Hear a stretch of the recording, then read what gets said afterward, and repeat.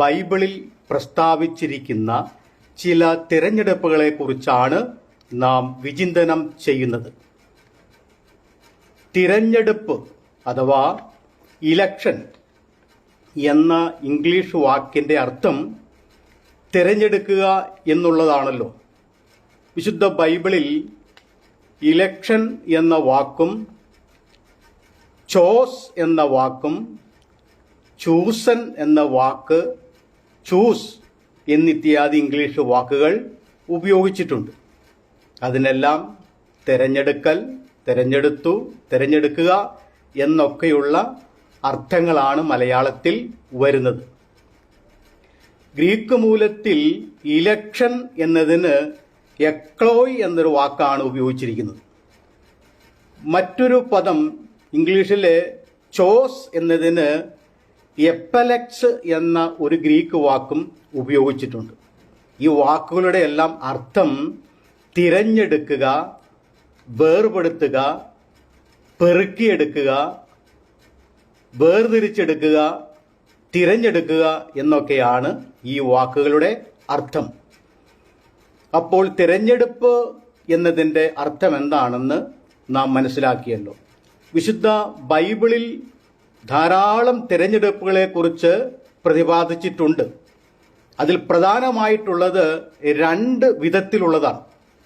ഒന്ന് ദൈവത്തിൻ്റെ തിരഞ്ഞെടുപ്പ്, രണ്ട് മനുഷ്യരുടെ തിരഞ്ഞെടുപ്പ്. ഈ അവസരത്തിൽ നാം ചിന്തിക്കുന്നത് മനുഷ്യരുടെ തിരഞ്ഞെടുപ്പിനെ കുറിച്ചാണ്.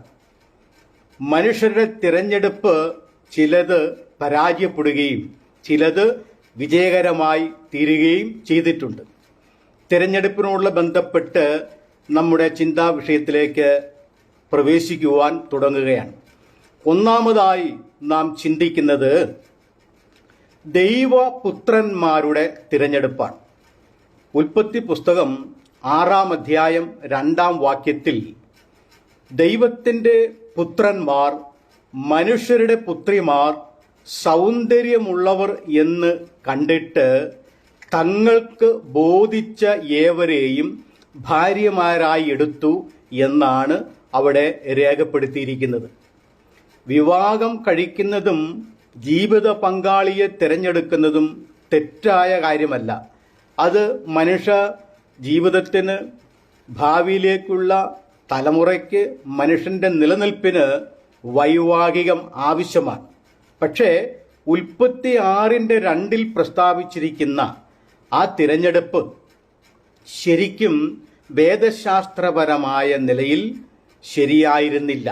അതിന്റെ കാരണം ആ കാലത്തെ ദൈവികമായ വ്യവസ്ഥകൾ, സാമൂഹ്യമായ വ്യവസ്ഥകൾ ഒക്കെയും അനുസരിച്ച് ആയിരുന്നു ഓരോരുത്തർ തങ്ങളുടെ ജീവിത പങ്കാളിയെ തിരഞ്ഞെടുത്തിരുന്നത്. എന്നാൽ ഈ വ്യവസ്ഥിതിക്ക് നേരെ ഘടകവിരുദ്ധമായിട്ടായിരുന്നു ഈ ദൈവപുത്രന്മാർ തങ്ങൾക്ക് ജീവിത പങ്കാളിയെ തിരഞ്ഞെടുത്തത്.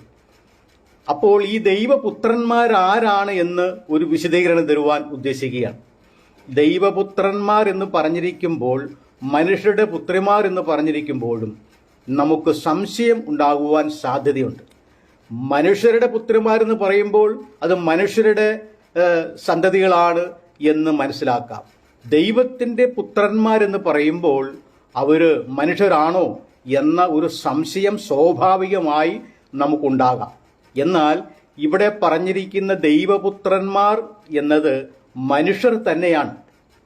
വിശദീകരിക്കാം. അതായത് നോഹയുടെ കാലത്ത് ജനങ്ങൾ പെരുകി വർദ്ധിച്ചു വന്നപ്പോൾ നോഹയും നോഹയുടെ കുടുംബവും ദൈവത്തെ ഭയപ്പെട്ട്, ദൈവത്തെ ആരാധിച്ച്, ദൈവത്തിൻ്റെ വഴികളിൽ നീതിയോടെ, വിശുദ്ധിയോടെ, ഭക്തിയോടെ അവർ നടന്നു. അങ്ങനെ നോഹയെപ്പോലെ ദൈവഭക്തന്മാരായി ജീവിച്ച ആളുകളെ കുറിച്ചാണ് ഇവിടെ ദൈവത്തിൻ്റെ പുത്രന്മാർ എന്ന് പറഞ്ഞിരിക്കുന്നത്. നോഹയ്ക്ക് ദൈവത്തിൻ്റെ കൃപ ലഭിച്ചു എന്ന് ഉൽപ്പത്തി 6-ാം അധ്യായത്തിൽ പറയുന്നുണ്ടല്ലോ. ആ കൃപ ലഭിക്കുവാനുള്ള കാരണം നോഹ ദൈവത്തോടു കൂടെ നടന്നു, ദൈവത്തെ പ്രസാദിപ്പിച്ചു എന്നാണ് അവിടെ എഴുതിയിരിക്കുന്നത്. അപ്പൊ ഇതുപോലെ ദൈവത്തെ പ്രസാദിപ്പിച്ചു, ദൈവത്തിന്റെ വഴികളിൽ നടന്നതായ ഒരു കൂട്ടം ജനത്തെക്കുറിച്ചാണ് അന്നത്തെ ആ കാലത്തെ ഒരു പ്രയോഗമായിരുന്നു, ഒരു ഭാഷാ രീതിയായിരുന്നു ദൈവത്തിൻ്റെ പുത്രന്മാർ എന്നുള്ളത്. എന്നാൽ മനുഷ്യരുടെ പുത്രിമാരെന്ന് പറഞ്ഞിരിക്കുന്നത് അവർ വിശ്വാസികളായിരുന്നില്ല. സത്യദൈവത്തെ ആരാധിക്കുകയോ ദൈവഭക്തിയോ ജീവിത വിശുദ്ധിയോ ഇല്ലാതെ അവർ ജഡികന്മാരായി ജീവിച്ച ആളുകളെക്കുറിച്ചാണ് മനുഷ്യരുടെ പുത്രിമാർ അല്ലെങ്കിൽ മനുഷ്യപുത്രന്മാർ എന്നൊക്കെ പ്രയോഗിച്ചിരിക്കുന്നത്. ഉൽപ്പത്തി പുസ്തകം 4-ാം അധ്യായം 25-26 വാക്യങ്ങൾ പരിശോധിക്കുമ്പോൾ ഹാബേലിന്റെ മരണശേഷം ആദമിനും ഹവ്വയ്ക്കും മറ്റൊരു മകൻ ജനിച്ചു. ആ മകന്റെ പേര് ശേത്ത് എന്നാണ്. ശേത്തിന്റെ കാലത്ത് ശേത്തിനും ഒരു മകൻ ജനിച്ചു. ആ മകന്റെ പേര് ഏനോശ് എന്നാണ്. അപ്പൊ ഈ ശേത്തിനും ഏനോശിനും ഇടയിൽ ഏനോശിന്റെ കാലത്ത് അക്കാലത്ത് യഹോവയുടെ നാമത്തിലുള്ള ആരാധന തുടങ്ങിയെന്ന് ബൈബിളിൽ രേഖപ്പെടുത്തിയിട്ടുണ്ട്. അപ്പോൾ ഈ ശേത്തിന്റെ വംശപാരമ്പര്യത്തിൽപ്പെട്ട ആളുകളെ കുറിച്ചാണ് ദൈവത്തിന്റെ പുത്രന്മാർ എന്ന് പറഞ്ഞിരിക്കുന്നത്. എന്നാൽ മനുഷ്യരുടെ പുത്രിമാർ എന്ന് പറഞ്ഞിരിക്കുന്നത് 4-ാം അധ്യായത്തിൽ കയിൻ ദൈവസന്നിധിയിൽ നിന്നും ബഹിഷ്കൃതനായി അവൻ ദൈവത്തിൽ നിന്നും അകന്ന് നോദ് ദേശത്ത് കിഴക്ക് നോദ് ദേശത്ത് ചെന്ന് പാർത്തു. ഒരു ജഡികനായി ശപിക്കപ്പെട്ടവനായി ദൈവവുമില്ലാതെ ഭക്തിയില്ലാതെ ആരാധനയില്ലാതെ ഒരു ശപിക്കപ്പെട്ട ജനവിഭാഗമായി കയിന്റെ സന്തതി പരമ്പരകൾ മാറ്റപ്പെട്ടു. അങ്ങനെ ആ കയിന്റെ സന്തതി പരമ്പരകളിൽ പെട്ട ആളുകളെയാണ് മനുഷ്യരുടെ പുത്രിമാർ എന്ന് പറഞ്ഞിരിക്കുന്നത്. യൂദയുടെ ലേഖനം 11-ാമത്തെ വാക്യത്തിൽ അവർ കയിന്റെ വഴിയിൽ നടക്കുന്നവർ എന്നൊരു പ്രസ്താവന അവിടെ പറഞ്ഞിട്ടുണ്ട്. അപ്പൊ കയിന്റെ വഴിയിൽ നടക്കുന്നവർ എന്ന ചൊല്ല് ഏത് കാലത്താണ് ഉണ്ടായത്? അത് ജലപ്രളയത്തിന് മുമ്പായിരുന്നു, നോഹയുടെ കാലഘട്ടത്തിൽ തന്നെയായിരുന്നു.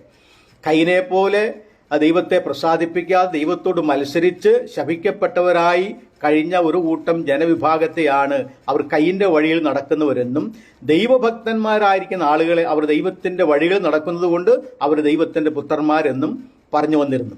അപ്പോൾ കയിന്റെ പാരമ്പര്യത്തിൽപ്പെട്ട ആളുകളെയാണ് മനുഷ്യരുടെ പുത്രിമാർ എന്ന് പറഞ്ഞിരിക്കുന്നത്. ദൈവത്തെ സേവിച്ച് ദൈവത്തെ ആരാധിച്ച് ദൈവത്തിന്റെ വഴികളിൽ നടന്നവരെ ദൈവത്തിന്റെ പുത്രന്മാരെന്ന് വിളിച്ചു വന്നിരുന്നു.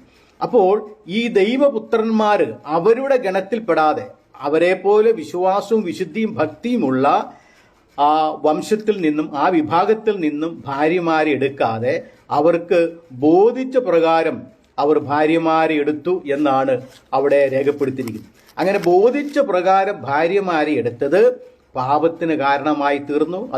അത് വലിയ ശിക്ഷാവിധിക്കും കാരണമായി തീർന്നിരുന്നു. അപ്പൊ ഏത് കാലത്തുമുള്ള ഏത് തലമുറയിൽപ്പെട്ട ആളുകളും വിവാഹം കഴിക്കേണ്ടത് അല്ലെങ്കിൽ ജീവിത പങ്കാളിയെ തിരഞ്ഞെടുക്കേണ്ടത് അവർ സ്വയമായിട്ടല്ല. കാലാകാലങ്ങളിൽ ഓരോ കാലഘട്ടത്തിലും ദൈവം വെച്ചിരിക്കുന്ന വ്യവസ്ഥകൾ പ്രകാരം സാമൂഹ്യ വ്യവസ്ഥിതിയെ മാനിച്ച് അതാത് സംസ്കാരത്തിൽ ഉൾപ്പെടുന്ന സാമൂഹ്യ നീതി ഉറപ്പുവരുത്തുന്ന രീതിയിൽ സമൂഹത്തിനും മനുഷ്യരുടെ ആ പൊതു നന്മയ്ക്കും അനുയോജ്യമായ നിലയിൽ വേണം ജീവിത പങ്കാളിയെ തിരഞ്ഞെടുക്കാൻ. സ്വയം തിരഞ്ഞെടുക്കുന്നത് ദൈവവചനപ്രകാരം അത് തെറ്റാണ്. ഇപ്രകാരം അവര് ബോധിച്ച ഏവരെയും ഭാര്യമാരായിട്ട് എടുത്തത് അത് പാപത്തിന് കാരണമായി തീർന്നു എന്ന് ബൈബിളിൽ രേഖപ്പെടുത്തിയിരിക്കുന്നു. ഒരു ജീവിത പങ്കാളിയെ തിരഞ്ഞെടുക്കേണ്ടത് സ്ത്രീ ആയിരുന്നാലും പുരുഷനായിരുന്നാലും പ്രഥമ ദൃഷ്ടിയിൽ അവരുടെ സൗന്ദര്യമല്ല അതിനുള്ള യോഗ്യത. സൗന്ദര്യം ഉണ്ടാകുകയോ ഇല്ലാകുകയോ ആകാം, അത് വിഷയമല്ല. മറിച്ച് അവർ ദൈവഭക്തന്മാരാണോ, സദ്ഗുണങ്ങളുണ്ടോ, നല്ല സ്വഭാവശുദ്ധി ഉണ്ടോ എന്നൊക്കെയാണ് നോക്കേണ്ടത്. സൗന്ദര്യം മാത്രം നോക്കി ജീവിത പങ്കാളിയെ തിരഞ്ഞെടുത്താൽ അത് പിന്നീട് ദോഷത്തിന് കാരണമായി തീരും. ഇവിടെ ദൈവപുത്രന്മാരുടെ ഈ തിരഞ്ഞെടുപ്പ് തീർത്തും ഉചിതമായിരുന്നില്ല. അത് ദൈവവചനപ്രകാരം തെറ്റ് തന്നെയായിരുന്നു. ഇന്നത്തെ ആധുനിക തലമുറയിൽപ്പെട്ടതായ ന്യൂ ജനറേഷനിൽപ്പെട്ടതായ യുവാക്കന്മാരുടെ ചിന്താഗതി അവർക്ക് ഇഷ്ടമുള്ള ജീവിത പങ്കാളിയെ തിരഞ്ഞെടുക്കുന്നതാണ് നല്ലത് എന്ന് ചിന്തിക്കുന്ന വലിയൊരു വിഭാഗം യുവാക്കന്മാർ ഇന്ന് നമ്മുടെ നാട്ടിൽ തന്നെയുണ്ട്. വാസ്തവത്തിൽ ഈ ചിന്താഗതിയൊക്കെ ശരിക്കും ദൈവശാസ്ത്രമനുസരിച്ച് ശരിയല്ല. റെസ്റ്റോറൻറ്റിൽ വെച്ച് കണ്ടുമുട്ടുന്ന അല്ലെങ്കിൽ ബീച്ചിൽ വെച്ച് കണ്ടുമുട്ടുന്ന, റെയിൽവേ സ്റ്റേഷനിലോ ബസ് സ്റ്റേഷനിലോ എയർപോർട്ടിലോ വെച്ച് കണ്ട് പരിചയപ്പെട്ട് അവർ തമ്മിൽ സ്നേഹമായി ഒരിക്കൽ അവർ ഒരുമിച്ച് കൂടി താമസിക്കുകയോ അല്ലെങ്കിൽ അവർ വിവാഹിതരായി തീരുകയോ ചെയ്യുന്ന ഒരു രീതിയല്ല ശരിയായിരിക്കുന്ന വൈവാഹിക വ്യവസ്ഥ എന്നുള്ളത്. അത് ദൈവത്താൽ തിരഞ്ഞെടുക്കപ്പെടേണ്ടത് ആവശ്യമാണ്. ആദാം തൻ്റെ ജീവിത പങ്കാളിയെ തിരഞ്ഞെടുത്തത് സ്വയമായിട്ടല്ല, ദൈവം അവന് കണ്ടെടുത്ത് കൊടുക്കുകയായിരുന്നു. അതാണ് ഈ തലമുറയിലും ഏത് തലമുറയിലുള്ള ആളുകൾക്കും മാനദണ്ഡമായിരിക്കേണ്ടത്. അപ്പോൾ ഇവിടെ ദൈവപുത്രന്മാരുടെ അവരുടെ ജീവിത പങ്കാളിയെ അവർ തന്നെ തിരഞ്ഞെടുത്തത് അത് പാപത്തിനും ശാപത്തിനും കാരണമായി തീർന്നു എന്ന് ദൈവവചനത്തിൽ രേഖപ്പെടുത്തിയിരിക്കുന്നു. അപ്പോൾ ഏത് തലമുറയിൽപ്പെട്ടവർക്കും ഇതൊരു പാഠമായി തീരട്ടെ. ഈ രണ്ടാമത്തെ തിരഞ്ഞെടുപ്പ് ലോത്തിന്റെ തിരഞ്ഞെടുപ്പാണ്. ലോത്ത് അബ്രാഹാമിന്റെ സഹോദരന്റെ മകനായിരുന്നു. അബ്രാഹാമിനോട് കൂടെ ലോത്തും ഇറങ്ങി പുറപ്പെട്ടു. അങ്ങനെ കനാൻ നാട്ടിൽ വന്ന് താമസമാക്കി. കനാൻ നാട്ടിൽ താമസിച്ചുകൊണ്ടിരിക്കുന്ന സമയത്ത് അബ്രാഹാമിന് ധാരാളം ആടുമാടുകൾ ഉണ്ടായിരുന്നു, ലോത്തിനും ധാരാളം ആടുമാടുകൾ ഉണ്ടായിരുന്നു. ഇവരെല്ലാം ഈ ആടുമാടുകളെല്ലാം മേയ്ക്കുന്നതിന് ധാരാളം ദാസിദാസന്മാരും ജോലിക്കാരും രണ്ട് കൂട്ടർക്കും ഉണ്ടായിരുന്നു. അങ്ങനെ ലോത്തിന്റെ ഇടയന്മാരും അബ്രാഹാമിന്റെ ഇടയന്മാരും തമ്മിൽ ഒരു സുപ്രഭാതത്തിൽ വഴക്കുണ്ടായി. അവർ തമ്മിൽ പിണക്കമുണ്ടായി. ഇതറിഞ്ഞ അബ്രാഹാം ലോത്തിനോട് പറഞ്ഞു, ലോത്തെ, നമുക്ക് രണ്ടുപേർക്കും ഇവിടെ വെച്ച് പിരിയാം. നിനക്കിഷ്ടമുള്ള പ്രദേശം നീ തിരഞ്ഞെടുത്തുകൊള്ളുക, എനിക്കിഷ്ടമുള്ളത് ഞാനും തിരഞ്ഞെടുക്കാം. നീ വടക്കോട്ടെങ്കിൽ ഞാൻ തെക്കോട്ട് എന്ന് അബ്രാഹാം പറയുകയും അതിൻ്റെ അടിസ്ഥാനത്തിൽ ലോത്ത് നീരോട്ടമുള്ള പ്രദേശം കണ്ട് അത് തിരഞ്ഞെടുത്തു എന്ന് ഉൽപ്പത്തി പുസ്തകം 13-ാം അധ്യായം 11-ാം വാക്യത്തിൽ പ്രതിപാദിച്ചിട്ടുണ്ട്. അങ്ങനെ ലോത്ത് നീരോട്ടമുള്ള പ്രദേശം തിരഞ്ഞെടുത്ത് അവിടേക്ക് കൂടാരമടിച്ച് അവിടേക്ക് മാറി സോദോം വരെ കൂടാരം നീട്ടിയടിച്ച് അവിടെ താമസമാക്കി. ജോർദാൻ ഒരു സമതലമാണ്. ജോർദാൻ നദിയുടെ പ്രദേശം ധാരാളം പച്ചപ്പുൽമേടുകളും ആടുമാടുകളെ തീറ്റാനും മേയ്ക്കാനും പോറ്റി പുലർത്തുവാനും ആവശ്യമായിരിക്കുന്ന പുൽമേടുകൾ അവിടെയുണ്ട്. കുടിക്കുവാൻ നീരൊഴുക്കുകളും ധാരാളമുണ്ട്. ഒരിക്കലും പറ്റാത്തതായ ജോർദാൻ നദിയിലെ വെള്ളം അവർക്ക് ഉപയോഗിക്കുകയും ചെയ്യാം. അപ്പോൾ പ്രത്യക്ഷത്തിൽ ലോത്തിന്റെ തിരഞ്ഞെടുപ്പ് നല്ലതായിരുന്നു എന്ന് നമുക്ക് തോന്നാം. പക്ഷേ പിന്നീട് നാം ലോത്തിന്റെ ചരിത്രം പഠിക്കുമ്പോൾ ലോത്തിന്റെ തിരഞ്ഞെടുപ്പ് അൻപേ പരാജയമായിരുന്നു എന്ന് കാണുവാനായിട്ട് സാധിക്കും. തുടർന്ന് എന്താണ് ഉണ്ടായത്? ലോത്ത് ചെന്ന പാർത്ത ആ സ്ഥലം, ആ പ്രദേശം ഫലപുഷ്ടിയുള്ളതായ ഒരു ദേശമാണ്. വെള്ളമുണ്ട്, പുല്ലുണ്ട്. അന്നത്തെ കാലത്ത് മൃഗസമ്പത്തുള്ള ആളുകൾക്ക് അവിടെ താമസിക്കുവാൻ ഫലപ്രദമായ ഒരു പ്രദേശമായിരുന്നു. പക്ഷേ അവിടെയുള്ള മനുഷ്യർ നല്ലതായിരുന്നില്ല. അവരെക്കുറിച്ച് ബൈബിൾ പറഞ്ഞിരിക്കുന്നത് സോദോം നിവാസികൾ ദുഷ്ടന്മാരും മഹാപാപികളുമായിരുന്നു എന്നാണ് പറഞ്ഞിരിക്കുന്നത്. മഹാപാപികളും ദുഷ്ടന്മാരും ദൈവത്തിന് അറയ്ക്കപ്പെട്ടവരുമായിരിക്കുന്ന പാപികൾ പാർത്ത ദേശത്താണ് ലോത്ത് ചെന്ന് പാർത്തത്. അത് അവന് വലിയ വിനയായി തീർന്നു. ലോത്ത് നീതിമാനായിരുന്നു, ദൈവഭക്തനായിരുന്നു, ദൈവത്തെ ആരാധിച്ചിരുന്നവനുമായിരുന്നു. ശരിയാണ്. പക്ഷേ താൻ ചെന്ന് പാർത്ത ആ പ്രദേശം തൻ്റെ നീതിക്കും തൻ്റെ ഭക്തിക്കും അനുയോജ്യമായ അല്ലെങ്കിൽ ആ നിലയിൽ പ്രവർത്തിക്കുവാനോ ജീവിക്കുവാനോ സ്വതന്ത്രമായി സമാധാനത്തോടെ ദൈവത്തെ ആരാധിച്ച് ദൈവത്തെ മഹത്വപ്പെടുത്തി തികഞ്ഞ ഒരു ദൈവഭക്തനായി ജീവിക്കുവാൻ പറ്റിയതായ ഒരു സിറ്റുവേഷൻ ആയിരുന്നില്ല സോദോം ഗൊമോറ. ഒടുവിൽ പത്രോസിന്റെ ലേഖനത്തിൽ അതിനെക്കുറിച്ച് പറഞ്ഞിരിക്കുന്നത് നീതിമാനായ ലോത്ത് സോദോം നിവാസികളുടെ അധർമ്മ പ്രവൃത്തികൾ കണ്ടും കേട്ടും അവന്റെ നീതിയുള്ള മനസ്സ് നൊന്തു വലഞ്ഞുപോയി എന്നാണ് പത്രോസിന്റെ 2-ാം ലേഖനം 2-ാം അധ്യായത്തിൽ പ്രസ്താവിച്ചിരിക്കുന്നത്. അപ്പോൾ ലോത്ത് നീതിമാനായിരുന്നു, പക്ഷേ താൻ ചെന്ന പാർത്ത സ്ഥലം തൻ്റെ നീതിക്ക് ആ നീതി നടപ്പാക്കുവാൻ അനുയോജ്യമായ ഒരു ചുറ്റുപാടിലായിരുന്നില്ല ലോത്ത് ചെന്ന് പാർത്തത്.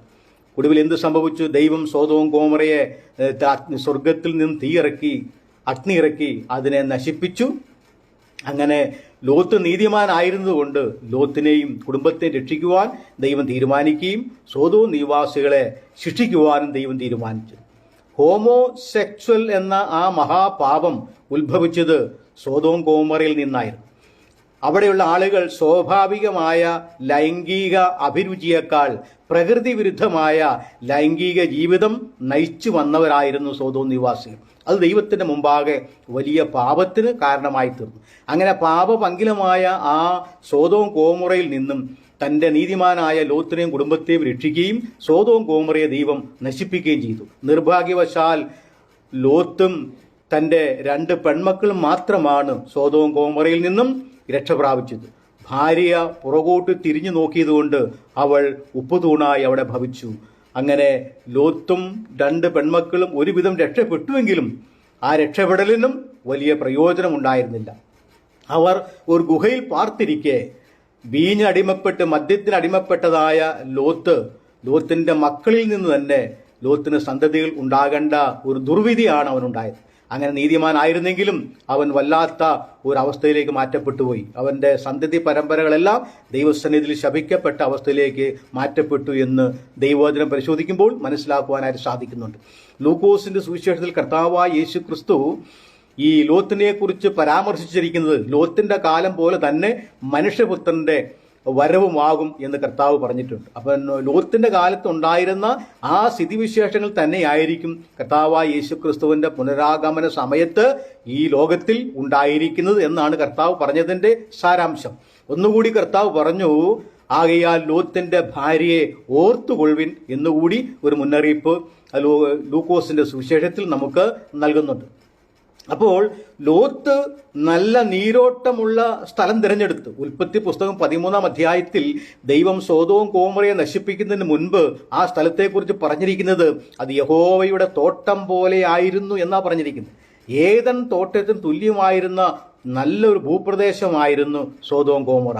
എന്നാൽ ദൈവത്തിന്റെ ന്യായവിധി ഏറ്റപ്പോൾ ആ സോദോം ഗോമോറയിലേക്ക് തീയും ഗന്ധവും ഇറങ്ങി കത്തി ആ സ്ഥലം കുഴിഞ്ഞ് ഇന്ന് ലോകത്തിലെ ഏറ്റവും താണ സ്ഥലം സോദോം ഗോമോറയാണ്. അഥവാ ആ കത്തിക്കുഴിഞ്ഞ സ്ഥലത്ത് ജോർദാൻ നദിയിലെ വെള്ളവും അർന്നോൻ മലനിരകളിൽ നിന്നും ഒഴുകി വരുന്ന നീർച്ചാലുകളും കൊണ്ട് ഈ സ്ഥലം വെള്ളം കൊണ്ട് നിറയുകയും അത് ഇന്ന് ചാവുകടൽ, ഡെഡ് സീ അല്ലെങ്കിൽ ഉപ്പുകടൽ എന്ന പേരിലാണ് ചാവുകടൽ ഇന്ന് അറിയപ്പെടുന്നത്. അഥവാ സോദോം ഗോമോറ ഇന്ന് അറിയപ്പെടുന്നത്. ഞാൻ ആ ചാവുകടൽ ഇറങ്ങിയിട്ടുണ്ട്, ആ സ്ഥലവും ഞാൻ കണ്ടിട്ടുണ്ട്. അപ്പോൾ ഗോമോറ എന്ന പദത്തിന്റെ അർത്ഥം വെള്ളത്തിൽ മുക്കിക്കളഞ്ഞത് എന്നാണ് ആ വാക്കിന്റെ അർത്ഥം. ആ വാക്ക് ശരിക്കും ആ സോദോം ഗോമോറയെ സംബന്ധിച്ചിടത്തോളം അന്വർത്ഥമായി തീർന്നു എന്നതാണ് വാസ്തവം. അപ്പോൾ നോക്കുക, ലോത്ത് നീരോട്ടമുള്ള ഫലപുഷ്ടിയായിരിക്കുന്ന സ്ഥലം തിരഞ്ഞെടുത്തെങ്കിലും ലോത്തിന്റെ തിരഞ്ഞെടുപ്പ് ഒരു വലിയ പരാജയം തന്നെയാണ്. അപ്പൊ നാം തിരഞ്ഞെടുക്കുമ്പോൾ പ്രത്യക്ഷത്തിൽ കാണുന്ന ഒന്നിനെയല്ല നാം നോക്കേണ്ടത്. ദീർഘവീക്ഷണം ഭാവിയിൽ എന്തായിരിക്കും. ഒരു ഭക്തനെ സംബന്ധിച്ചിടത്തോളം അവന്റെ നീതിക്കും വിശുദ്ധിക്കും വിഘനം വരുത്തുന്നതായ അല്ലെങ്കിൽ വിഘനം ഉണ്ടാക്കാവുന്ന ഒരു ചുറ്റുപാടിൽ ഒരു ഭക്തൻ പോയി താമസിക്കുന്നതും അവിടെ വസിക്കുന്നതും ശരിയല്ല എന്ന് ഈ തെരഞ്ഞെടുപ്പ് നമുക്ക് ബോധം വരുത്തുകയാണ്. അപ്പം നമ്മുടെ തെരഞ്ഞെടുപ്പ് ശരിക്കും കൃത്യതയുള്ളതും സുതാര്യവുമായിരിക്കണം എന്ന പാഠം നമുക്ക് ഇവിടെ നിന്നും ലഭിക്കുകയാണ്. എന്നാൽ അബ്രാഹാമിനെ സംബന്ധിച്ചിടത്തോളം അബ്രാഹാം എവിടെയാണ് പാർത്തത്? അബ്രാഹാം ഹെബ്രോനിൽ പാർത്തു. അതൊരു ഊഷര ഭൂമിയായിരുന്നു ആ കാലത്ത്. പക്ഷെ എങ്കിലും അബ്രാഹാം അവിടെ പാർത്തു. തന്റെ നീതിക്കും തന്റെ വിശ്വാസത്തിനും തന്റെ ആരാധനയ്ക്കും വിഘ്നം വരാതെ അബ്രാഹാം അവിടെ താമസിച്ചതുകൊണ്ട് അബ്രാഹാം അനുഗ്രഹീതനായി തീർന്നു എന്ന് നാം ദൈവവചനം പരിശോധിച്ചാൽ മനസ്സിലാക്കുവാനായിട്ട് സാധിക്കുന്നു. ഹെബ്രോൻ എന്ന വാക്കിന്റെ അർത്ഥം കൂട്ടായ്മ എന്നാണല്ലോ. അപ്പോൾ അബ്രാഹാമിനെ സംബന്ധിച്ചിടത്തോളം ദൈവവുമായുള്ള കൂട്ടായ്മയ്ക്കാണ് പ്രാമുഖ്യം നൽകിയത്. അബ്രാഹാം നോക്കിയത് അതായിരുന്നു. പക്ഷെ ലോത്ത് നോക്കിയത് തികച്ചും ഭൗതികമായ നേട്ടങ്ങളെയാണ് ലോത്ത് നോക്കിയത്. അത് അവന് പരാജയമായി തീർന്നു. അതുകൊണ്ട് ലോത്തിന്റെ തിരഞ്ഞെടുപ്പ് പരാജയപ്പെട്ടതും അബ്രാഹാമിന്റെ തിരഞ്ഞെടുപ്പ് നല്ലതുമായിരുന്നു എന്ന് മനസ്സിലാക്കുവാനായിട്ട് സാധിക്കുന്നുണ്ട്. നമ്മുടെ തിരഞ്ഞെടുപ്പുകൾ എപ്രകാരമാണ്, നാം ആരെയാണ് തിരഞ്ഞെടുക്കേണ്ടത് എന്ന് നാം സ്വയം വിലയിരുത്തി ദീർഘവീക്ഷണത്തോടുകൂടി ഏറ്റവും സുതാര്യമായി തന്നെ കറയറ്റതായിരിക്കുന്ന കൃത്യതയുള്ളതായ ഒരു തിരഞ്ഞെടുപ്പ് നമുക്കുണ്ടാകുവാൻ നമുക്ക് ദൈവത്തോട് പ്രാർത്ഥിക്കാം. ഇനി മൂന്നാമത്തെ തിരഞ്ഞെടുപ്പ് നാം ദൈവവചനത്തിൽ വായിക്കുമ്പോൾ മനസ്സിലാക്കുവാനായിട്ട് സാധിക്കുന്നത്, ആവർത്തന പുസ്തകം 30-ാം അധ്യായം 19-20 വാക്യങ്ങളിൽ ദൈവം മോശയിലൂടെ അരുളി ചെയ്യുന്നതായ ഒരു സംഭവമുണ്ട്. ആ സംഭവം ഇസ്രായേൽ മക്കൾ കനാൻ നാട്ടിൽ നിന്നും പുറപ്പെട്ട് അവർ കനാൻ നാട്ടിലേക്കുള്ള യാത്രയിൽ മിസ്രൈമിൽ നിന്നും പുറപ്പെട്ട് കനാനിലേക്ക് യാത്ര ചെയ്യുമ്പോൾ മരുഭൂമിയിലൂടെ യാത്ര ചെയ്ത് വരികയാണ്. അങ്ങനെ വരുമ്പോൾ ദൈവം മോശയിലൂടെ ഇസ്രായേൽ മക്കളോട് പറഞ്ഞ ഒരു കാര്യം ആവർത്തന പുസ്തകം 30-ാം അധ്യായം 19-20 വാക്യങ്ങളിൽ പ്രതിപാദിച്ചിട്ടുണ്ട്. അതിപ്രകാരമാണ്, ഞാൻ ഇന്ന് നിങ്ങളുടെ മുന്നിൽ ജീവനും മരണവും ശാപവും അനുഗ്രഹവും വെച്ചിരിക്കുന്നു. ഇതിൽ ഏതു വേണമെന്ന് നിങ്ങൾ ഇന്ന് തിരഞ്ഞെടുത്തുകൊള്ളുവിൻ എന്നാണ് മോശയിലൂടെ ദൈവം ഇസ്രായേൽ മക്കളോട് അരുളി ചെയ്തത്. അവൻ മരണവും ജീവനും ശാപവും അനുഗ്രഹവും അവിടെ മുന്നിൽ വെച്ചിരിക്കുകയാണ്. അത് ഏത് തിരഞ്ഞെടുക്കണം എന്നുള്ളത് അവരാണ് അത് ചൂസ് ചെയ്യേണ്ടത്. ദൈവം അവരെ അടിച്ചേൽപ്പിക്കുന്നില്ല. ആ സ്വാതന്ത്ര്യം ദൈവം അവർക്ക് നൽകി. അപ്പോൾ ഇസ്രായേൽ മക്കൾ ആലോചിച്ചിട്ട് അവർ ജീവനെ തിരഞ്ഞെടുത്തു എന്നാണ് ആ വാക്യത്തിൽ രേഖപ്പെടുത്തിയിരിക്കുന്നത്. അങ്ങനെ അവർ ജീവനെ തിരഞ്ഞെടുത്തത് കൊണ്ട് അത് അവർക്ക് അനുഗ്രഹമായി തീർന്നു. ഇസ്രായേൽ മക്കൾ മിസ്രൈമിൽ നിന്നും യാത്ര പുറപ്പെട്ട് അവർ ജോർദാന്റെ ഇക്കരെ വന്നപ്പോൾ, ആ ജോർദാൻ നദിയുടെ ഇക്കരെ വന്നു. അക്കരെ കടന്നാൽ കനാൻ നാടായി. അങ്ങനെ ഇക്കരെ നിൽക്കുമ്പോൾ ദൈവം വീണ്ടും അരുളി ചെയ്യുന്ന ഒരു ഭാഗം ആവർത്തന പുസ്തകത്തിൽ എഴുതിയിട്ടുണ്ട്.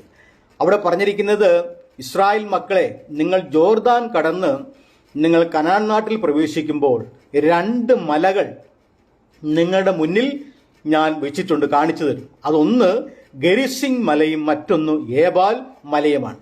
ഏബാൽ പർവ്വതത്തിൽ നിങ്ങൾക്ക് ശാപവും ഗെരിസിംഗ് പർവ്വതത്തിൽ നിങ്ങൾക്ക് അനുഗ്രഹവും വെച്ചിട്ടുണ്ട്. ഇതിൽ ഏത് വേണമെന്ന് നിങ്ങൾ തിരഞ്ഞെടുത്തുകൊള്ളുക എന്നാണ് ദൈവം അരുളി ചെയ്തത്. അങ്ങനെ ഇസ്രായേൽ മക്കൾ ഗെരിസിംഗ് മല തിരഞ്ഞെടുത്തു. അനുഗ്രഹത്തിന്റെ പ്രതീകമായ ഗെരിസിംഗ് മല തിരഞ്ഞെടുത്തു എന്ന് ആവർത്തന പുസ്തകം 7, 8, 9, 10 അധ്യായങ്ങളിൽ നാം വായിക്കുമ്പോൾ മനസ്സിലാക്കുവാനായി സാധിക്കുന്നുണ്ട്. പിന്നീട് ഈ ഗെരിസിംഗ് മല തന്നെയാണ് ശമരിയ മല എന്ന് അറിയപ്പെട്ടത്. അങ്ങനെ ഭാവിയിൽ ഇസ്രായേൽ മക്കൾ കനാൻ നാട്ടിൽ ചെന്ന് കഴിഞ്ഞപ്പോൾ, കുറെ വർഷങ്ങൾ പിന്നിട്ട് കഴിഞ്ഞപ്പോൾ, ശമരിയ മല ഇസ്രായേലിലെ ഒരു വിഭാഗത്തിന് ആരാധനയുടെ കേന്ദ്രമായി തീരുകയും ചെയ്തു എന്ന് ദൈവവചനത്തിൽ നമുക്ക് വായിക്കുവാനായിട്ട് സാധിക്കുന്നുണ്ടല്ലോ. യോഹന്നാന്റെ സുവിശേഷം 4-ാം അധ്യായത്തിൽ അത് പ്രതിപാദിച്ചിട്ടുണ്ട്. അപ്പോൾ ജീവനും മരണവും ദൈവം ഇസ്രായേൽ മക്കളുടെ മുന്നിൽ വെച്ചു. ഇത് ഏത് തിരഞ്ഞെടുക്കണം എന്ന് നിങ്ങൾ തന്നെ തീരുമാനിച്ചുകൊള്ളുവിൻ എന്ന് ദൈവം അരുളി ചെയ്തു. അങ്ങനെ ഇസ്രായേൽ മക്കൾ ജീവൻ തിരഞ്ഞെടുത്തു. ഈ വാക്യത്തിന് ഇന്നും പ്രസക്തിയുണ്ട്. ഈ യുഗത്തിലുള്ള, ഈ കാലഘട്ടത്തിലുള്ള മനുഷ്യരോട് ദൈവം പറയുന്ന എന്താണ്? ജീവനും മരണവും ഇന്നും മനുഷ്യരുടെ മുൻപിൽ ദൈവം വെച്ചിരിക്കുകയാണ്. കർത്താവായ യേശു ക്രിസ്തു അവനിൽ അവതാരമെടുത്തത് മനുഷ്യർക്ക് നിത്യജീവനെ പ്രദാനം ചെയ്യുവാൻ വേണ്ടിയാണ്. പാപത്തിൽ മരിച്ചുപോയ മനുഷ്യനെ പാപത്തിൽ നിന്നും രക്ഷിച്ച് അവനെ ശുദ്ധീകരിച്ച് വിശുദ്ധീകരിച്ച് നിത്യജീവന്റെ അവകാശികളാക്കി ദൈവത്തിന്റെ മക്കളാക്കി തീർക്കുവാനാണ് യേശു ക്രിസ്തു ഈ ഭൂമിയിലേക്ക് മനുഷ്യാവതാരമെടുത്തത്.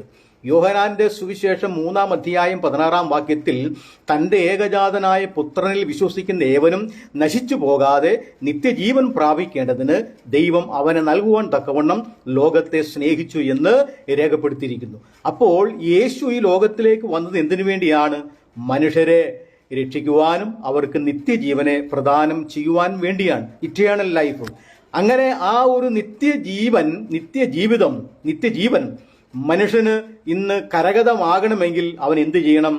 കർത്താവായ യേശു ക്രിസ്തുവിനെ തങ്ങളുടെ രക്ഷകനും കർത്താവും ദൈവവുമായി പാപമോചകനായി അവൻ തിരഞ്ഞെടുക്കേണ്ടത് ആവശ്യമാണ്. അങ്ങനെ യേശുവിനെ തിരഞ്ഞെടുക്കുമ്പോൾ അവർ നിത്യജീവനെ തിരഞ്ഞെടുക്കുന്നു. അവർ നിത്യജീവന്റെ അവകാശികളായി തീരുന്നു എന്നാണ് ദൈവവചനത്തിൽ പറഞ്ഞിരിക്കുന്നത്.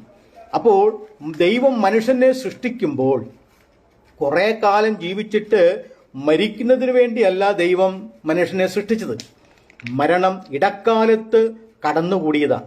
എങ്ങനെയാണ് കടന്നുകൂടിയത്? ഏദൻ തോട്ടത്തിലെ മനുഷ്യനെ ദൈവം ആക്കുമ്പോൾ ആദാമിനോട് ദൈവം കൽപ്പിച്ചത്, ഈ തോട്ടത്തിലെ എല്ലാ വൃക്ഷങ്ങളുടെയും ഫലം നിനക്ക് തിന്നാം, എന്നാൽ നന്മ തിന്മകളെ കുറിച്ചുള്ള അറിവിന്റെ വൃക്ഷത്തിന്റെ ഫലം നീ തിന്നരുത്, തിന്നുന്ന നാളിൽ നീ മരിക്കും എന്നാണ് ദൈവം അരുളി ചെയ്തത്. എന്നാൽ ആദം ദൈവത്തിന്റെ കൽപ്പന ലംഘിച്ച് വിലക്കപ്പെട്ട വൃക്ഷത്തിന്റെ ഫലം പറിച്ച് തിന്നതിന്റെ ഫലമായി ആദം പാപത്തിൽ വീഴുവാനിടയായി. ആ പാപം മൂലം അവനിൽ മരണവും കടന്നുകൂടി. തിന്നുന്ന നാളിൽ നീ മരിക്കും. അപ്പൊ തിന്നാതിരുന്നുവെങ്കിൽ മരണം ഉണ്ടാവുമായിരുന്നില്ല. പക്ഷെ ആദം തിന്നു കഴിഞ്ഞപ്പോൾ ഉടനെ മരിച്ചില്ല. 930 സംവത്സരം വീണ്ടും ആദം ജീവിച്ചിരുന്നു. പക്ഷെ എങ്കിലും ആത്മീയമായി ആദം മരിച്ചുപോയി. പാപത്തിൽ ആദം മരിച്ചു. അങ്ങനെ ഈ ഫിസിക്കൽ ഡെത്തും സ്പിരിച്വൽ ഡെത്തും, ആത്മീക മരണവും ഭൗതിക മരണവും ഉണ്ടായത് ഏദൻ തോട്ടത്തിൽ വെച്ചാണ്. അത് ആദാമിലൂടെയാണ് മരണവും പാപവും ലോകത്തിൽ കടന്നു വന്നത്. പണ്ഡിത വരേണ്യനായ പൗലോസ് പറഞ്ഞിരിക്കുന്നത് റോമാലേഖനം 5-ാം അധ്യായം 12-ാം വാക്യത്തിൽ, ഏക മനുഷ്യനാൽ പാപവും പാപത്താൽ മരണവും ലോകത്തിൽ കടന്നു, ഇങ്ങനെ എല്ലാവരും പാപം ചെയ്യുകയാൽ മരണം സകല മനുഷ്യരിലും പരന്നിരിക്കുന്നു എന്ന് പ്രസ്താവിച്ചിരിക്കുന്നു. അപ്പോൾ ഏക മനുഷ്യനിലൂടെയാണ് ലോകത്തിൽ പാപം കടന്നു വന്നത്, ഏക മനുഷ്യനിലൂടെയാണ് മരണവും കടന്നു വന്നത്. ഇങ്ങനെ ആത്മീയ മരണവും ഭൗതിക മരണവും മനുഷ്യനിൽ കടന്നുകൂടി. ഈ രണ്ട് വിധ മരണവും നീക്കപ്പെടുന്നത് എപ്പോഴാണ്? യേശുക്രിസ്തുവിലൂടെയാണ്. ഒരാൾ പാപത്തിൽ മരിച്ചു കിടക്കുകയാണ്. പാപത്തിൽ മരിച്ചു കിടക്കുന്ന വ്യക്തി പാവമോചകനായ യേശുക്രിസ്തുവിന്റെ സുവിശേഷം കേട്ട് വിശ്വസിച്ച് രക്ഷിക്കപ്പെട്ട് കർത്താവിന്റെ രക്ഷകനായി സ്വീകരിക്കുമ്പോൾ അവന്റെ ആത്മീക മരണം നീക്കപ്പെടുകയും അവനിലേക്ക് നിത്യജീവൻ കടന്നു വരികയും ചെയ്യും. എന്നാൽ പിന്നീട് ആ വ്യക്തി ഭൗതികമായ മരണം സംഭവിക്കുമ്പോൾ ആ വ്യക്തി ക്രിസ്തുവിനോടുകൂടെ നിത്യതയിലായിരിക്കുമെന്നാണ് ബൈബിൾ നൽകുന്ന ഉറപ്പ്. ആയതിനാൽ നമ്മുടെ മുന്നിലും ലോകത്തിലെ മനുഷ്യരുടെ മുൻപിൽ ദൈവം ജീവനും മരണവും വെച്ചിരിക്കുകയാണ്. അപ്പൊ ഇത് തിരഞ്ഞെടുക്കേണ്ട സ്വാതന്ത്ര്യം ആർക്കാണ്? അത് മനുഷ്യർക്കാണ്. ദൈവം ഈ സ്വാതന്ത്ര്യം ആരെയും ഒന്നും ദൈവം അടിച്ചേൽപ്പിക്കുന്നില്ല. തിരഞ്ഞെടുക്കുവാനുള്ള ഒരു സ്വാതന്ത്ര്യം, ഒരു ഫ്രീ ലൈഫ് ദൈവം നമുക്ക് തന്നിരിക്കുകയാണ്. അതാണ് ദൈവത്തിന്റെ നീതി, അതാണ് ദൈവത്തിന്റെ സ്നേഹം. എന്നാൽ ഈ സാഹചര്യം നാം എന്ത് ചെയ്യരുത്? മിസ്യൂസ് ചെയ്യരുത്. നാം ഇതിനെ എന്ത് ചെയ്യണം? കാലോചിതമായ നിലയിൽ, ഇത് നമുക്ക് ഉപകാരപ്രദമായ നിലയിൽ മനുഷ്യർ ഇതിനെ ഉപയോഗിക്കേണ്ടത് ആവശ്യമാകുന്നു. അപ്പോൾ ഇവിടെ ഇസ്രായേൽ മക്കളുടെ മുമ്പിൽ വെച്ചിരുന്നതായ ആ ചോയ്സ്, അവരെന്താണ് ചൂസ് ചെയ്യുന്നത് എന്ന് ദൈവം അവർക്കായി വിട്ടുകൊടുത്തു. അങ്ങനെ അവർ നീതിയും ഭക്തിയും അല്ലെങ്കിൽ സ്വാതന്ത്ര്യവും ജീവനും അനുഗ്രഹവും അവർ തെരഞ്ഞെടുത്തു, മറ്റതെല്ലാം അവർ ഉപേക്ഷിച്ചു എന്ന് ദൈവവചനത്തിൽ രേഖപ്പെടുത്തിയിരിക്കുന്നു. അതുകൊണ്ട് അവർ അനുഗ്രഹീതരായി തീർന്നു. അടുത്തതായിട്ട് സത്യദൈവത്തെയും ആരാധനയും നാം തിരഞ്ഞെടുക്കണം. സത്യദൈവത്തെയും സത്യ ആരാധനയും തിരഞ്ഞെടുക്കേണ്ടത് ആവശ്യമാണ്. യോശുവയുടെ പുസ്തകം 24-ാം അധ്യായം 15-ാം വാക്യത്തിൽ, യോശുവ വന്യവയോധികനായി തന്റെ ശുശ്രൂഷയെല്ലാം ഏറെക്കുറെ നിവർത്തിക്കപ്പെട്ടു, ഇനി താൻ നിത്യതയിലേക്ക് കടന്നു പോവുകയാണ്. കാലയവനിക്കുള്ളിലേക്ക് മറയുവാനിരിക്കുമ്പോൾ യോശുവ ഇസ്രായേൽ മക്കളുടെ മൂപ്പന്മാരെയും പ്രമുഖന്മാരെയും ഇസ്രായേൽ മക്കളെ എല്ലാം വിളിച്ചു കൂട്ടിയിട്ട് അവരോട് പറഞ്ഞ ഒരു വാചകം അവിടെ രേഖപ്പെടുത്തിയിട്ടുണ്ട്. നദിക്കക്കരെ വെച്ച് നിങ്ങളുടെ പിതാക്കന്മാർ സേവിച്ച അന്യദൈവങ്ങളും ഊമവിഗ്രഹങ്ങളും ഇവിടെയുണ്ട്. യഹോവയെ സേവിക്കുന്നത് നിങ്ങൾക്ക് നന്നല്ല എന്ന് തോന്നുന്നുവെങ്കിൽ നിങ്ങൾക്ക് നിങ്ങളുടെ പിതാക്കന്മാർ ആരാധിച്ചു വന്ന ഊമവിഗ്രഹങ്ങളെ നിങ്ങൾക്ക് തിരഞ്ഞെടുക്കാം. പക്ഷേ ഞാനും എൻ്റെ കുടുംബവും ഞങ്ങൾ യഹോവയെ തിരഞ്ഞെടുക്കും, ഞങ്ങൾ യഹോവയെ സേവിക്കും എന്ന് യോശുവ ഒരു പ്രഖ്യാപനം ചെയ്തു. അതുകൊണ്ട് നിങ്ങൾക്ക് ഏത് വേണേലും ചൂസ് ചെയ്യാം, നിങ്ങൾക്ക് തിരഞ്ഞെടുക്കാം. ഏതാണ് നിങ്ങൾ തിരഞ്ഞെടുക്കുന്നത്? നിങ്ങൾ യഹോവയെയും സത്യ ആരാധനയും തിരഞ്ഞെടുക്കുന്നുവെങ്കിൽ നിങ്ങൾക്ക് അനുഗ്രഹമായിരിക്കും. എന്റെ തീരുമാനം ഞാൻ പ്രഖ്യാപിക്കുന്നു, ഞാൻ യഹോവയെ തിരഞ്ഞെടുക്കുന്നു, സത്യ ആരാധന ഞാൻ തിരഞ്ഞെടുക്കുന്നു. അങ്ങനെ യോശുവയുടെ ഈ പ്രസ്താവന കേട്ടപ്പോൾ ഇസ്രായേൽ മക്കൾ കൂട്ടത്തോട് പറഞ്ഞു, ഞങ്ങളും യഹോവയെ തിരഞ്ഞെടുക്കുന്നു, ഞങ്ങളും യഹോവയെ ആരാധിക്കും. നീ മാത്രമല്ല, ഞങ്ങളും യഹോവയെ ആരാധിക്കും എന്ന് അവരൊരു തീരുമാനമെടുക്കുകയും അങ്ങനെ അവർ ദൈവത്തെയും സത്യദൈവത്തെയും സത്യ ദൈവ ആരാധനയും തിരഞ്ഞെടുത്തു എന്ന് ഞാൻ മുകളിൽ പ്രസ്താവിച്ചതായ വേദഭാഗത്ത് അത് രേഖപ്പെടുത്തുന്നുണ്ട്. യോശുവയുടെ പുസ്തകം 24-ാം അധ്യായം 15-ാമത്തെ വാക്യം. ഇതിനോട് ചേർന്ന് വരുന്ന മറ്റൊരു വേദഭാഗമുണ്ട്. രാജാക്കന്മാരുടെ 1-ാം പുസ്തകം 18-ാം അധ്യായം 2-ാം വാക്യം. അവിടെ ഏലിയാവിന്റെ കാലത്ത് ഇസ്രായേൽ ജനം 2 തട്ടിലായിരുന്നു. അവർ 2 വള്ളത്തിൽ കാല് ചവിട്ടിയായിരുന്നു മുൻപോട്ട് പോയിക്കൊണ്ടിരുന്നത്. ഏലിയാവ് പറഞ്ഞു, യഹോവ ദൈവമെങ്കിൽ നിങ്ങൾ യഹോവയെ സേവിക്കുവിൻ, ബാൽ ദൈവമെങ്കിൽ നിങ്ങൾ ബാലിനെ സേവിക്കുവിൻ.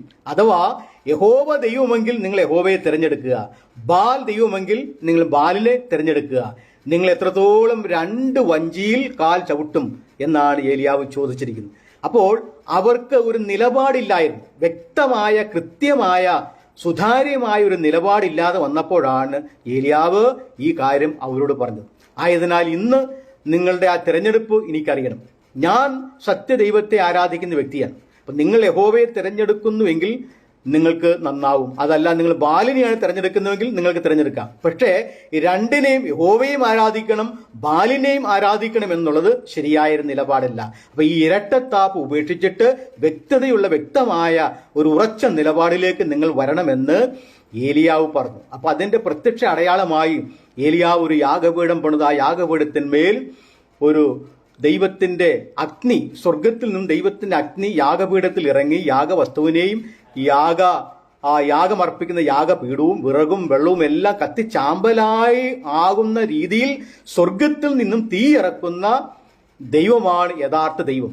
അതിന് ബാലിന് കഴിയുമെങ്കിൽ നിങ്ങൾ ബാലിനെ സേവിച്ചോളുക, അതല്ല യഹോവയ്ക്കാണ് കഴിയുന്നതെങ്കിൽ നിങ്ങൾ യഹോവയെ തിരഞ്ഞെടുക്കണം എന്ന വ്യവസ്ഥയിൽ അവരൊരു തീരുമാനത്തിലെത്തി. അങ്ങനെ ഏലിയാവ് അവരോട് പറഞ്ഞു, നിങ്ങളാണുള്ള ആളുകൾ കൂടുതൽ, നിങ്ങളൊരു കാളയെ തിരഞ്ഞെടുത്ത് യാഗപീഠത്തിന്മേൽ യാഗമർപ്പിക്കൂ ബാലിന്റെ നാമത്തിൽ, അതിനുശേഷം ഞാനും യാഗമർപ്പിക്കാമെന്ന് ഏലിയാവ് പറഞ്ഞു. ഇവർ രാവിലെ മുതൽ ഉച്ചവരെ ബാലിന്റെ നാമത്തിൽ പ്രാർത്ഥിച്ചും ബാലിനെ വിളിച്ചും തങ്ങളെ തന്നെ പീഡിപ്പിച്ചും വലിയ അട്ടഹാസങ്ങളും വലിയ ഇമോഷണലായ രീതിയിൽ അഗ്രസീവായ നിലയിൽ ഒച്ചപ്പാടും ബഹളവും എല്ലാം കൂട്ടിയെങ്കിലും ഒരു അനക്കമോ ഒരു പ്രയോജനം ഉണ്ടായില്ല. ഒടുവിൽ ഏലിയാവ് പറഞ്ഞു, മതി, ഇനി നിങ്ങൾ നിർത്തുക, ഞാൻ യാഗാർപ്പണം ചെയ്യാന്ന് പറഞ്ഞു. അങ്ങനെ ഏലിയാവ് യാഗപീഠത്തിന്മേൽ കാളയെ അറുത്തു, വിറകടുക്കി കാളയെ വെച്ച് യാഗപീഠത്തിന് ചുറ്റും വെള്ളം കോരി ഒഴിച്ച്, അബ്രഹാമിന്റെയും ഇസഹാക്കിന്റെയും യാക്കോബിന്റെയും ദൈവമേ, നീ ഇസ്രായേലിൽ ദൈവമെന്ന് ഇവർ അറിയുവാൻ തക്കവണ്ണം ഞാനൊരിക്കൽ യാഗപീഠത്തിന്മേൽ സ്വർഗത്തിൽ നിന്നും അഗ്നി ഇറക്കി ദഹിപ്പിക്കണമേ, ഞാൻ നിന്റെ ദാസനല്ലോ എന്ന് ഏലിയാവ് പറഞ്ഞു തീർന്നതും സ്വർഗത്തിൽ നിന്നും അഗ്നി ഇറങ്ങി യാഗവസ്തുവിനെയും യാഗപീഠത്തെയും വിറകും വെള്ളവും എല്ലാം കത്തിച്ചാമ്പലായി. ഉടനെ യഹോവ തന്നെ ദൈവമെന്ന് ഇസ്രായേൽ മക്കൾ വിളിച്ചു പറഞ്ഞു. ബാലിന്റെ പ്രവാചകന്മാരെ എല്ലാം പിടിച്ചു വെട്ടിക്കൊല്ലുവിനെന്ന് ഏലിയാവ് കൽപ്പന കൊടുത്തു. അങ്ങനെ അവർ ബാലിനെ ഉപേക്ഷിച്ച് യഹോവയെ തിരഞ്ഞെടുത്തു എന്നാണ് ആ അധ്യായത്തിൽ പ്രതിപാദിച്ചിരിക്കുന്നത്. അപ്പോൾ നമ്മുടെ ജീവിതത്തിൽ യഥാർത്ഥമായി വ്യക്തമായ ഒരു നിലപാട് നമുക്ക് എപ്പോഴും ആവശ്യമാണ്. അത് രാഷ്ട്രീയ മണ്ഡലത്തിലായിരുന്നാലും ആത്മീയ മണ്ഡലത്തിലായിരുന്നാലും ഏത് ഫീൽഡിൽ ഏത് സാഹചര്യത്തിൽ നാം ആയിരുന്നാലും ഉറച്ച നിലപാട് നമുക്കുണ്ടാകണം. അങ്ങനെ ഉറച്ച നിലപാടുള്ളവരെയാണ് ദൈവത്തിന് ആവശ്യം. ഈ ഇരുമാനസന്മാരെ ദൈവത്തിന് ആവശ്യമില്ല, ഇരുവഞ്ചിയിൽ കാല് ചവിട്ടുന്നവരെ ദൈവത്തിന് ആവശ്യമില്ല. ഉറച്ചൊരു നിലപാട്. വെളിപ്പാട് പുസ്തകത്തിൽ പറയുന്നത്, നീ ശീതവാനുമല്ല ഉഷ്ണവാനുമല്ല, അതുകൊണ്ട് ഞാൻ നിന്നെ എൻ്റെ വായിൽ നിന്നും ഉമിണ്ണുകളയും. ഒന്നുകിൽ നീ ശീതവാനായിരിക്കണം, അല്ലെങ്കിൽ ഉഷ്ണവാനായിരിക്കണം. ഇതിന് രണ്ടിനും ഇടയിലുള്ള അവസ്ഥ എന്താണ്? അത് ശരിയല്ല എന്നാണ് ദൈവശാസ്ത്രം നമ്മെ ഓർമ്മിപ്പിക്കുന്നത്. അതുകൊണ്ട് ഈ സത്യ ദൈവത്തെയും സത്യ ആരാധനയും തിരഞ്ഞെടുക്കുവാൻ നമുക്ക് സ്വാതന്ത്ര്യം ദൈവം നൽകിയിരിക്കുകയാണ്. അപ്പൊ ഇസ്രായേൽ മക്കൾ അവർ യഹോവയെ തിരഞ്ഞെടുത്തു, സത്യ ആരാധന തിരഞ്ഞെടുത്തു, അവർ അനുഗ്രഹീതരായി തീർന്നു എന്ന് ദൈവവചനത്തിൽ രേഖപ്പെടുത്തിയിരിക്കുന്നു. ഒടുവിലായിട്ട് നാം ചിന്തിക്കുന്നത് മോശയുടെ തിരഞ്ഞെടുപ്പാണ്. മോശ 40 വയസ്സുവരെയും ഈജിപ്തിലായിരുന്നു മോശ താമസിച്ചിരുന്നത്. ഫറവോന്റെ ഒരു കൊച്ചുമകനായി, ഫറവോന്റെ മകളുടെ മകൻ എന്ന നിലയിൽ ഈജിപ്തിൽ വളർന്നു വന്ന മോശ റോയലായിരിക്കുന്ന അല്ലെങ്കിൽ രാജകീയമായിരിക്കുന്ന നല്ല ഭക്ഷണം കഴിച്ചു, നല്ല വിദ്യാഭ്യാസം നേടി, അറിവും വിവേകവും പരിജ്ഞാനവും ഉണ്ടായി വളരെ സുഖിമാനായിട്ട് അല്ലലും അലട്ടും അറിയാതെ അവിടെ ജീവിച്ചു വരുന്ന സാഹചര്യത്തിൽ ഒരു ദുർബല നിമിഷത്തിൽ ഒരു കൊലയാളിയായി തീരണതായി വരികയും അവിടെ നിന്ന് മിസ്രൈം വിട്ട് താൻ ഓടിപ്പോന്ന് മിഥ്യാനിൽ വന്ന് താമസിച്ചു. ഇത്രോവിന്റെ വീട്ടിൽ താമസിച്ചു. ഇത്രോവിന്റെ മകളെ വിവാഹം കഴിച്ച് ഇത്രോവിന്റെ ആടുകളെ മേയിച്ച് ഇങ്ങനെ വനാന്തരത്തിലൂടെ കാനനത്തിലൂടെ നടക്കുമ്പോൾ ഒരിക്കൽ മോശയുടെ 80-ാമത്തെ വയസ്സിൽ ദൈവം ഉൾപ്പടർപ്പിൽ പ്രത്യക്ഷപ്പെട്ട് മോശയോട് പറയാണ്, മോശേ, ഞാൻ നിന്റെ പിതാക്കന്മാരുടെ ദൈവമാണ്, ഞാൻ അബ്രഹാമിന്റെയും ഇസഹാക്കിന്റെയും യാക്കോബിന്റെ ദൈവമാണ്.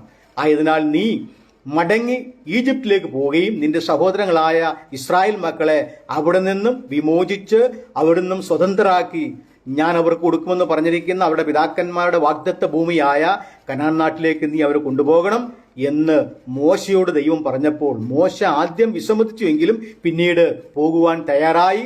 അങ്ങനെ ഇസ്രായേൽ മക്കളെ 430 സംവത്സരം അടിമച്ചങ്ങലയിൽ കിടന്ന ഈജിപ്തിൽ നിന്നും ജനത്തെ സ്വതന്ത്രരാക്കി അവരെ ആ വാഗ്ദത്ത നാട്ടിലേക്ക് മോശ കൊണ്ടുവന്നു. പക്ഷേ വാഗ്ദത്ത ഭൂമിയിൽ പ്രവേശിക്കുവാൻ മോശയ്ക്ക് കഴിഞ്ഞില്ല.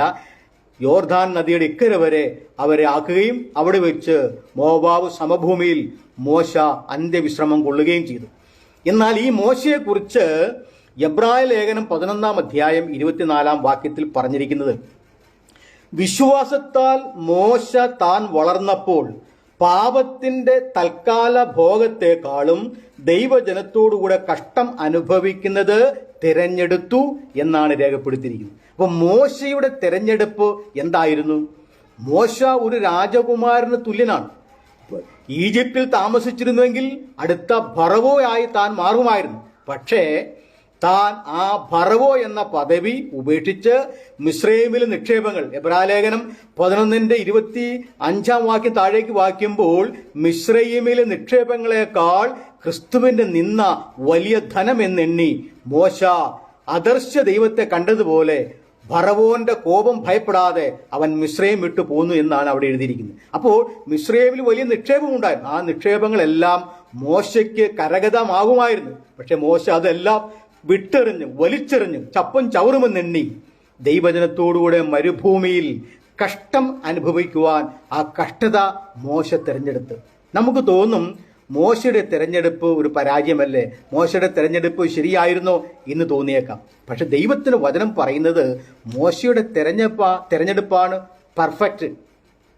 എന്തായിരുന്നു മോശ അങ്ങനെ തിരഞ്ഞെടുക്കുവാൻ കാരണം? മോശ തീരുമാനിച്ചത്, ഞാനൊരു ഫറവോ ആയി എൻ്റെ ജീവിതകാലം വളരെ സുഭിക്ഷമായി ഞാൻ ജീവിച്ച് മരിച്ചു കഴിയുമ്പോൾ ഒരു മമ്മിയായി ഏതെങ്കിലും ഒരു പിരമിഡിൽ എന്നെ അടക്കം ചെയ്യും. ആ പിരമിഡിന്റെ മുകളിൽ ഇത്രാമത്തെ ഫറവോ എന്നൊരു പേരും കുത്തിവെക്കും. അതോടുകൂടി കാര്യങ്ങളെല്ലാം കഴിഞ്ഞു. അപ്പൊ ചരിത്രത്തിലെ ഏതെങ്കിലും ഒരു കോണിൽ ഒരു പക്ഷേ മോശയുടെ പേര് കണ്ടേക്കാം. പക്ഷേ ആ ഒരു ചിന്തയായിരുന്നില്ല മോശയ്ക്കുണ്ടായിരുന്നു. മോശയുടെ ദീർഘവീക്ഷണം എന്തായിരുന്നു?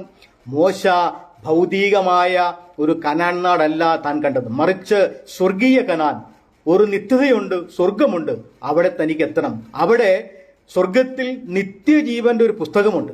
ആ നിത്യജീവന്റെ പുസ്തകത്തിൽ, ജീവന്റെ പുസ്തകത്തിൽ തന്റെ പേര് തങ്കലിപികളിൽ എഴുതപ്പെടണമെന്ന് മോശ ആഗ്രഹിച്ചു. അതുകൊണ്ടാണ് മോശ അത് വിട്ടെറിഞ്ഞിട്ട് ദൈവജനത്തോടുകൂടെ കഷ്ടം അനുഭവിക്കുന്നത് താൻ തിരഞ്ഞെടുത്തത്. ആ തെരഞ്ഞെടുപ്പ് ഏറ്റവും ഉചിതമായിരുന്നു. അതൊരു നല്ല തെരഞ്ഞെടുപ്പായിരുന്നു. ആ തെരഞ്ഞെടുപ്പ് മോശ തെരഞ്ഞെടുത്തതുകൊണ്ടാണ് മോശ ഇന്ന് ധന്യനായത്. ലോകത്തിലെ ക്രിസ്ത്യാനികളും ജൂതന്മാരും അറബികളും മുസ്ലിങ്ങളും ഒരേപോലെ മോശയെ ഒരു വലിയ പ്രവാചകനായി ബഹുമാനിക്കുകയും ആദരിക്കുകയും ചെയ്യുവാൻ അത് കാരണമായി തീർന്നു. മോശയുടെ പേര് ജീവന്റെ പുസ്തകത്തിൽ എഴുതി. പുറപ്പാട് പുസ്തകത്തിൽ കാളക്കുട്ടിയെ ഇസ്രായേൽ മക്കൾ ഉണ്ടാക്കി അവർ ദൈവത്തിന് പകരമായി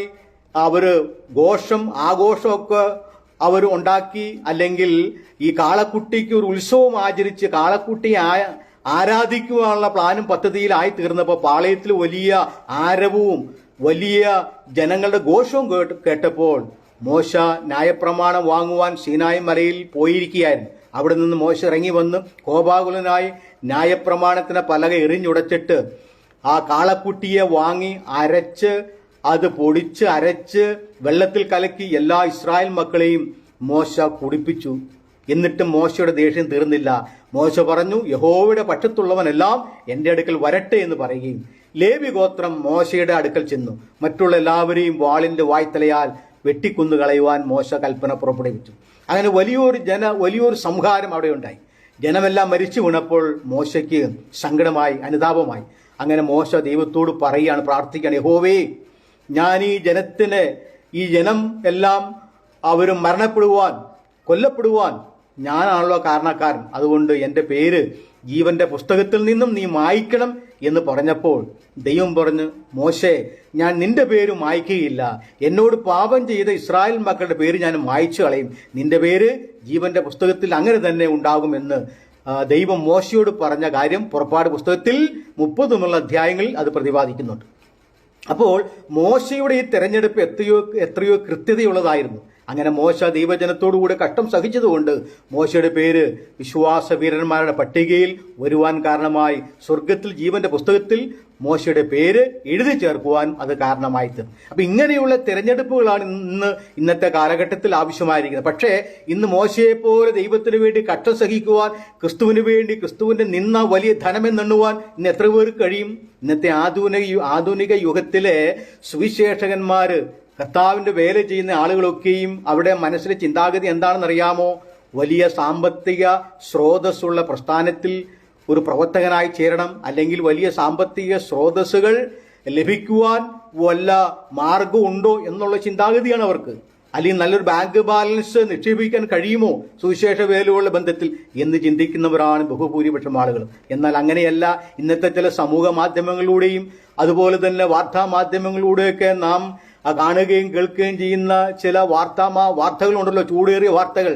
പണത്തിന് വേണ്ടി നമുക്ക് നമ്മുടെ വിശ്വാസത്തിന് അനുയോജ്യമല്ലാത്തതായ സിദ്ധാന്തങ്ങളെ, ആദർശങ്ങളുടെ പിന്നാലെ പോകുന്ന സുവിശേഷന്മാരെ കുറിച്ച് നാം ലജ്ജിക്കേണ്ടിയിരിക്കുന്നു. അതല്ല നമുക്ക് ആവശ്യം. എന്ത് വില കൊടുത്തും സത്യത്തെയും സത്യദൈവ ആരാധനയും നാം മുറുകെ പിടിക്കേണ്ടവരാണ്. മോശയെ പോലെ ദൈവജനത്തിനു വേണ്ടി കഷ്ടം സഹിക്കുവാൻ തയ്യാറാകണം. അങ്ങനെ കഷ്ടം സഹിക്കുന്ന തിരഞ്ഞെടുക്കണം. അല്ലാതെ സാമ്പത്തിക നേട്ടമല്ല നാം തിരഞ്ഞെടുക്കേണ്ടത്. ആ പ്രസ്ഥാനത്തിലേക്ക് പോയാൽ, ആ ആദർശത്തെ പിന്താങ്ങിയാൽ എന്തെങ്കിലും സാമ്പത്തികമായ മെച്ചമുണ്ടാകുമെന്ന് കരുതി അതിന്റെ പുറകെ പോവുകയല്ല നാം വേണ്ടത്. മറിച്ച് യേശുക്രിസ്തുവിന്റെ നിന്നയെ വലിയ ധനമെന്നെണ്ണുവാൻ മോശയെ പോലെ നമുക്ക് കഴിയണം. ദൈവജനത്തോടുകൂടെ കഷ്ടവും ത്യാഗവും സഹിച്ച് കർത്താവിന്റെ വേല ചെയ്യുവാൻ നമുക്ക് കഴിയണം. അങ്ങനെയുള്ള തെരഞ്ഞെടുപ്പാണ് ഭാവിയിൽ പ്രയോജനം ചെയ്യുന്നത്. ആയതിനാൽ മോശയുടെ തിരഞ്ഞെടുപ്പ് തികച്ചും ഉചിതമായ ഒരു തിരഞ്ഞെടുപ്പാൻ ഈ കാലത്തുള്ള സുവിശേഷ പ്രവർത്തകന്മാർക്കും ദൈവമക്കൾക്കും ഇങ്ങനെയുള്ള ഒരു തെരഞ്ഞെടുപ്പാണ് ഏറ്റവും അനിവാര്യമായിരിക്കുന്നത്. അതാണ് കൃത്യതയുള്ളത്, അതാണ് സുതാര്യമായിരിക്കുന്നത്. അപ്പോൾ ആ നിലയിലേക്ക് നമ്മുടെ തെരഞ്ഞെടുപ്പുകൾ പോകുവാൻ ദൈവം നമ്മെ സഹായിക്കട്ടെ.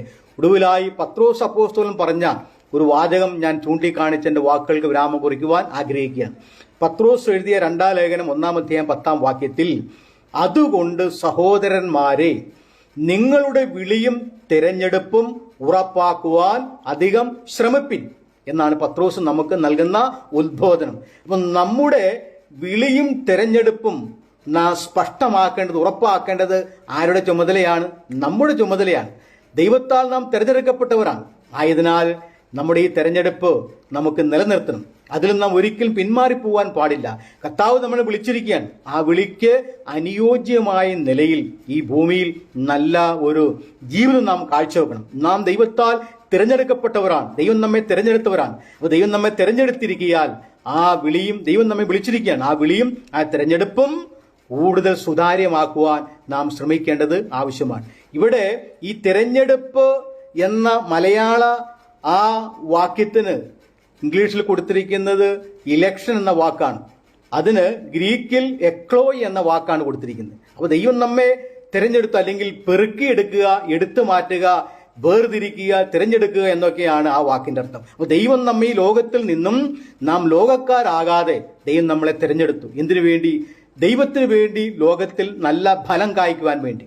പക്ഷെ ഇന്നത്തെ അനേക ദൈവമക്കളുടെ, സുവിശേഷന്മാരുടെ ആ ഫലങ്ങളൊക്കെ ചീഞ്ഞു നാറിക്കൊണ്ടിരിക്കുകയാണ്. അതൊക്കെ ഈ അടുത്ത ദിവസങ്ങളിലായി വാർത്താമാധ്യമങ്ങളിലൂടെ നമുക്ക് ബോധ്യപ്പെട്ടുകൊണ്ടിരിക്കുകയാണല്ലോ. ഇനിയും അത് കൂടുതൽ വഷളാകാൻ സാധ്യതയുണ്ട്. എന്നാൽ ദൈവമക്കളെ, ദൈവദാസന്മാരെ, നമ്മുടെ തിരഞ്ഞെടുപ്പ് അധികം ഉറപ്പാക്കുവാൻ നാം ശ്രമിക്കണം. അങ്ങനെ ചെയ്താൽ നിങ്ങൾ ദൈവരാജ്യത്തിലേക്കുള്ള പ്രവേശനം അധികമായി പ്രാപിക്കുമെന്നാണ് നാം വായിച്ച വാക്യത്തിനടിയിൽ പത്രോസ് അപ്പോസ്തലൻ നമുക്ക് നൽകിയിരിക്കുന്ന മുന്നറിയിപ്പ്. അതുകൊണ്ട് നമുക്കൊരു രാജ്യമുണ്ട്. അത് എവർലാസ്റ്റിംഗ് കിങ്ഡം എന്നാണ് ഇംഗ്ലീഷിൽ ഉപയോഗിച്ചിരിക്കുന്നത്. അത് നിത്യരാജ്യമാണ്. അപ്പോ ആ രാജ്യത്തിന് അവസാനമില്ല. ആ രാജ്യം തന്നെയാണ് നിത്യത. അതാണ് സ്വർഗം. അതാണ് ദൈവത്തിന്റെ ഭവനം. അവിടെ നമുക്ക് വേണ്ടി ദൈവം പ്രതിഫലങ്ങളെ ഒരുക്കി വെച്ചിട്ടുണ്ട്. ഇവിടെ ദൈവത്തിന് വേണ്ടി കഷ്ടം സഹിച്ചാൽ, ദൈവത്തിന് വേണ്ടി കഷ്ടം അനുഭവിക്കുന്ന തിരഞ്ഞെടുത്താൽ, ക്രിസ്തുവിന് നിന്ന വലിയ ധനമെന്ന് നാം എണ്ണുകയാണെങ്കിൽ, നമുക്ക് ആ നിത്യതയിൽ, കർത്താവിന്റെ രാജ്യത്തിൽ, ആ നിത്യരാജ്യത്തിൽ നമുക്ക് ആ വലിയ പ്രതിഫലം പ്രാപിച്ച് ക്രിസ്തുവിനോടുകൂടെ നിത്യകാലം, യുഗായുഗങ്ങൾ അവിടെ വാഴുവാൻ നമുക്ക് കഴിയും. അതുകൊണ്ട് നമ്മുടെ തെരഞ്ഞെടുപ്പുകൾ ഏതു വിധമാണ് എന്ന് നമ്മെ തന്നെ ഒന്ന് വിലയിരുത്തുക, നമ്മെ തന്നെ നമുക്ക് ശോധന ചെയ്യാം. അതുകൊണ്ട് നമ്മുടെ വിളിയും തെരഞ്ഞെടുപ്പും ഉറപ്പാക്കുവാൻ നമുക്ക് അധികം ശ്രമിക്കാം. ദൈവം അതിനായി നമ്മെ ഏവരെയും സഹായിക്കുമാറാകട്ടെ. ആമേൻ.